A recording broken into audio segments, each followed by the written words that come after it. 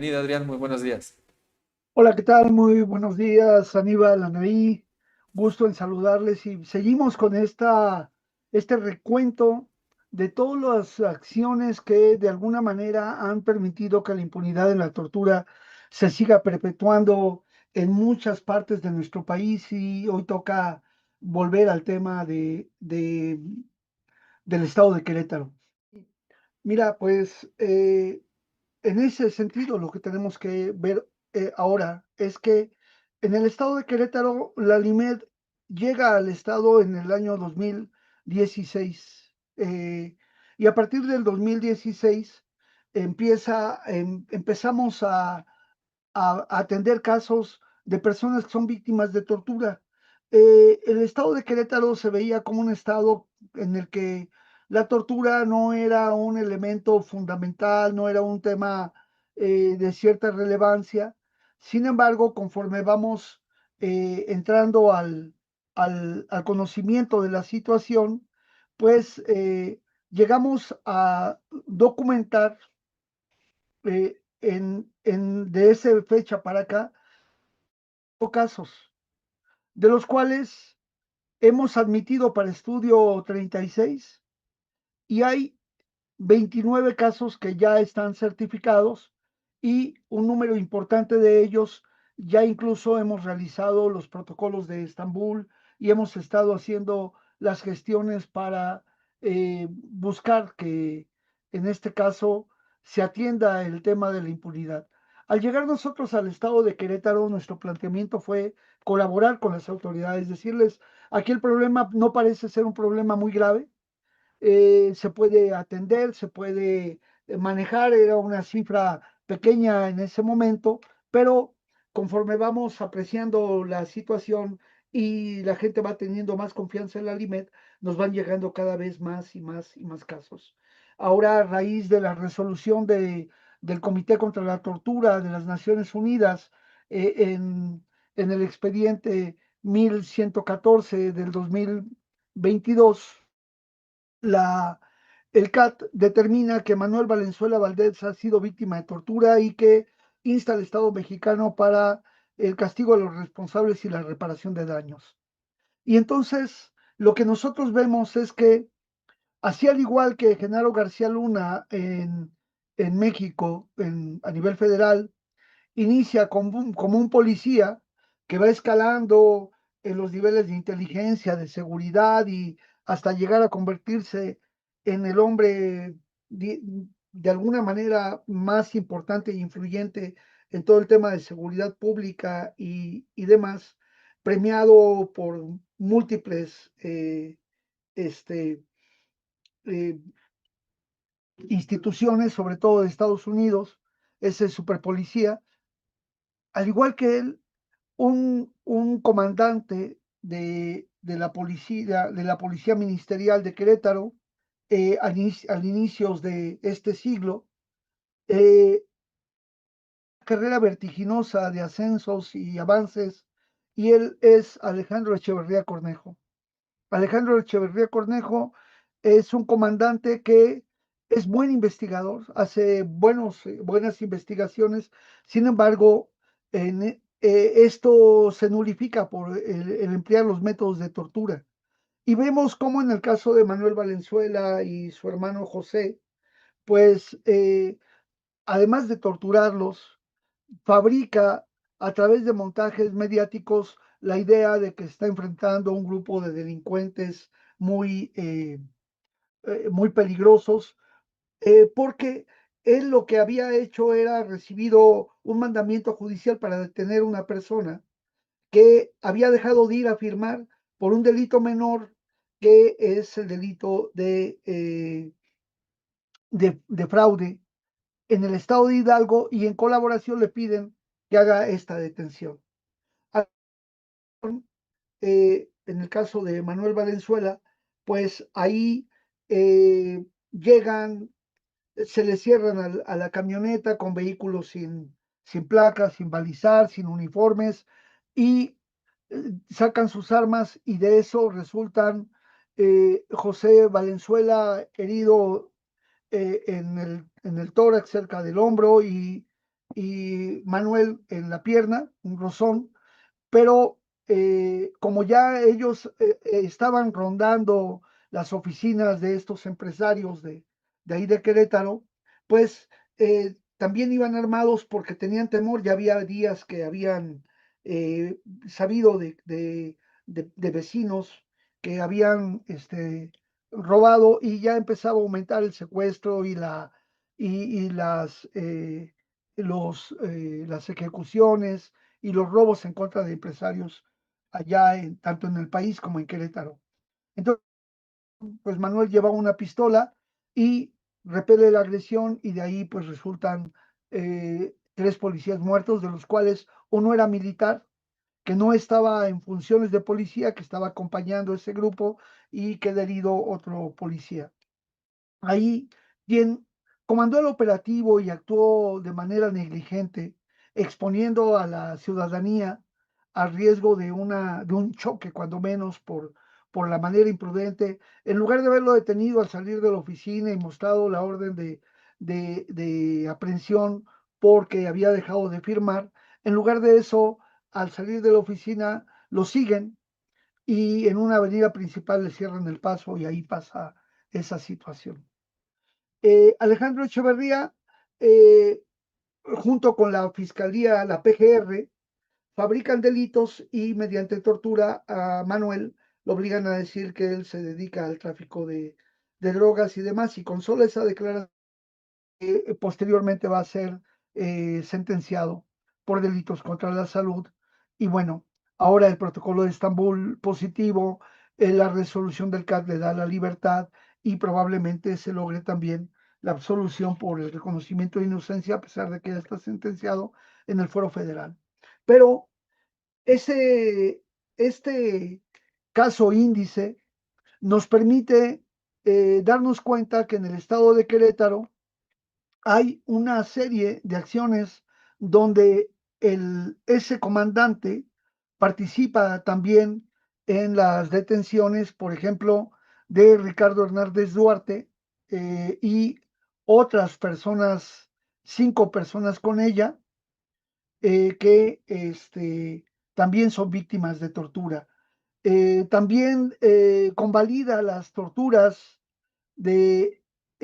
Alfonso Eugenio Rico Vargas, de Miguel Ángel Rodríguez Galván, de Justino Camargo Eleuterio, que lamentablemente a Justino como a su esposa, a sus 2 hijos menores de edad, también son víctimas de tortura y malos tratos, junto con él Ángel Pozas Ramírez, que era un albañil que estaba trabajando con él, que lo torturan, aunque a él lo liberaron, y también a su esposa y sus hijos. El que sigue preso es Justino Camargo Eleuterio. Otro de los casos es el de Pedro Ramírez Acosta, el de Abraham Zanagua Quechulpa, es un indígena, y luego también hay un caso de 6 personas que en un asunto muy sonado allá en Querétaro fueron detenidas y víctimas de tortura. Y ahí destacan Irving Jalil, Oviedo Pagola, Alberto Machado, Raúl Álvarez Medrano, que muere durante la pandemia. Él fue brutalmente torturado, es de los que más signos físicos al exterior presentaron, eh, porque a uno de sus hijos lo acusaron de que había disparado en contra de un policía, y el policía había muerto, y ese muchacho, como era menor de edad, allá en el tutelar para menores de Querétaro, días después, en un extraño suceso, quedó herido él, pero no eran heridas de gravedad, pero en un extraño suceso eh, muere, se suicida ahí en el penal. También la mamá de él, Mireya Vázquez Martínez, eh, ella, aparte de que fue torturada, también fue víctima de violación, y la depresión tan terrible que sufrió durante esos años después de la violación, la pérdida de su hijo, su esposo preso y demás, queda en una situación muy difícil y lamentablemente queda con una dislocación del hombro que le dificulta mucho la posibilidad de movimiento, y lo peor de la maniobra para que se volviera a acomodar la subluxación que tuvo en el hombro, era una maniobra sencilla donde se jala el antebrazo, se abre se rota el brazo y se jala hacia abajo y entonces ya el hombro entra. Una maniobra muy sencilla que a pesar de que la llevaron al hospital y la valoraron, no le dieron el tratamiento adecuado y ella quedó ya con esa lesión y lamentablemente la depresión, esa situación tan terrible y la pandemia la llevaron a la muerte de Mireya Vázquez Martínez. Luego también junto con ellos está Raúl Álvarez Medrano, Jacinto Gutiérrez Hernández, Roberto Miranda, Ramos Miranda, que siguen presos ahí desde el 2012, después de ese incidente. Y todo esto ha sido convalidado por el fiscal, que no se han investigado y no ha habido sanciones. También está el caso de Benjamín Jiménez III, José Ángel Esguilo Xingú, eh, Juan Antonio Reyes Suárez, que fue detenido junto con Víctor Manuel Cruz Gómez y Gerardo González Gómez, pero al momento de detener a Juan Antonio Reyes Suárez, fueron torturados sus hijos, Antonio Reyes Vaca, de 11 años, y Edwin Reyes Vaca, de 15. A pesar de que hubo aparentemente un acto, no se llama recomendación, no llegaron a la recomendación, pero se sacó un acuerdo de responsabilidad donde la fiscalía acepta que se cometió hechos violatorios a derechos humanos. Sin embargo, no hubo sanción y el acto para decir que más de, de tortura, lo único que se concretó a decir en cumplimiento, bueno, pues vamos a hacer que la fiscalía tenga los insumos, el personal tenga todo lo que se necesita y trabajen adecuadamente para que no se violenten los derechos humanos. No hay ninguna sanción, no hay ninguna sanción y todo eso ocurre dentro de la gestión ya como fiscal general de este señor Alejandro Echeverría Cornejo, que en lugar de haber sido sancionado para que no se perpetuaran, se fueron acumulando cada vez más casos. Entonces, tenemos también el caso de Emerson Javier Martínez Tafoya, que está investigándose la tortura, Alejandro Salinas Ramos, que si bien ya es un caso de cosa juzgada, también se tiene que ver la de la tortura, está la muerte en el penal de el Cerezo, perdón, de San José el Alto, Querétaro, el CP1, de Álvaro Ignacio Gavidia Juárez, que había sido objeto de tortura dentro del penal y que después de un tiempo muere dentro por supuestamente él se colgó. No se ha investigado suficientemente, la familia tiene mucha tristeza y depresión en ellos, porque no hay claridad en la justicia, no hay claridad y certeza de que se hizo una investigación adecuada y hubo las sanciones correspondientes. También están los casos de David Hurtado López, de Daniela Guadalupe Hurtado López, estos hermanos que están allá, y está el caso de José Ángel Esguilo Xingú, que se está investigando, y otro caso que apenas estamos avanzando en su investigación, el de David Alonso Ordorico Bonilla, y otros que todavía no tenemos todos los elementos para poder demostrar. Entonces, ¿qué significa todo esto? Nosotros decimos que las violaciones a derechos humanos del pasado se ligan con las del presente, con un hilo que le teje, y ese hilo es la impunidad. Y lejos de sancionar a quienes cometen este tipo de actos, los van beneficiando, los van haciendo avanzar y llegar después a puestos de decisión, como en este caso el, el, el que hoy ya no es Procurador General de Justicia del Estado de Querétaro, renunció el año pasado, a finales, pero lamentablemente todavía dentro de la Fiscalía queda un gran grupo de personas que está formado en la escuela, que le tienen también cierta situación de respeto y aprecio, para tanto la impunidad continúa en ese sentido. Entonces, esperamos que ahora que se abre esta puerta y que en las reuniones que se están teniendo ya con el Estado mexicano, porque ya no es un asunto del Estado de Querétaro, al haber una resolución de un órgano de tratado como es el Comité contra la Tortura de las Naciones Unidas, el CAT, nos permite, en la primera reunión que hemos tenido ahora en el mes de el 6 de, el 5 de agosto con el gobierno del estado de Querétaro, las principales autoridades concernidas con este tema, las autoridades federales representadas por la Secretaría de Gobernación, puede avanzar. Desde aquí, pues lo que hacemos es un llamado al gobierno de Curi, que puede hoy ayudar a pasar a la historia para que se declare Querétaro territorio libre de tortura, que todos estos casos acumulados de tantos años,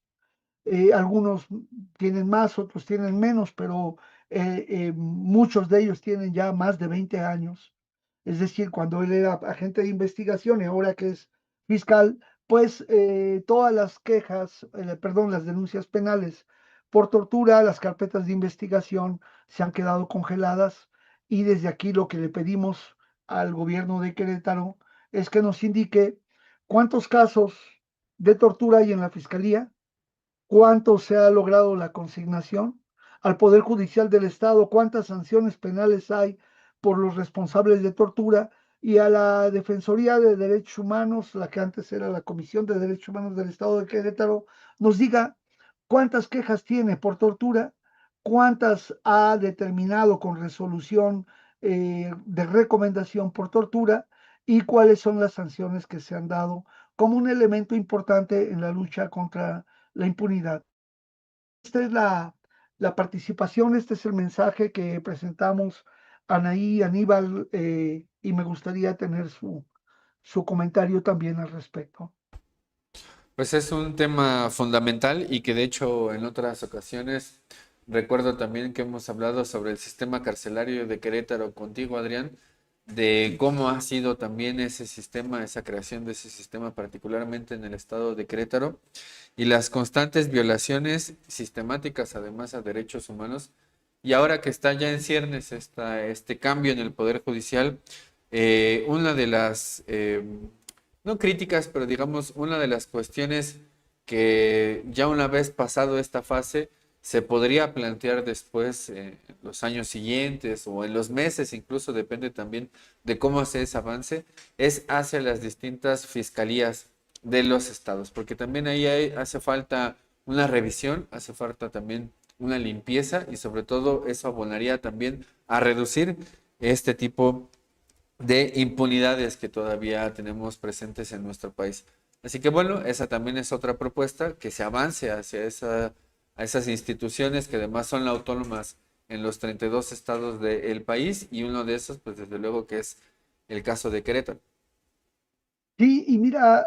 lo que queremos insistir, el primero es que el pueblo tiene que ser garante de sus derechos. Quien ha sido víctima de un delito debe denunciarlo, debe prepararse, debe de saber exigir sus derechos, porque no es solamente decir la ley, sino hay que buscar los mecanismos para plantear. Y la otra cosa es que deben de tomar en cuenta las autoridades del país, que tenemos un carácter propositivo, es decir, no pretendemos atacar, no estamos en contra de que las autoridades ejerzan el uso de la fuerza, sancionen los delitos, pero que hay un límite para eso y el límite son el respeto a los derechos humanos y que aquí estamos haciendo una serie de propuestas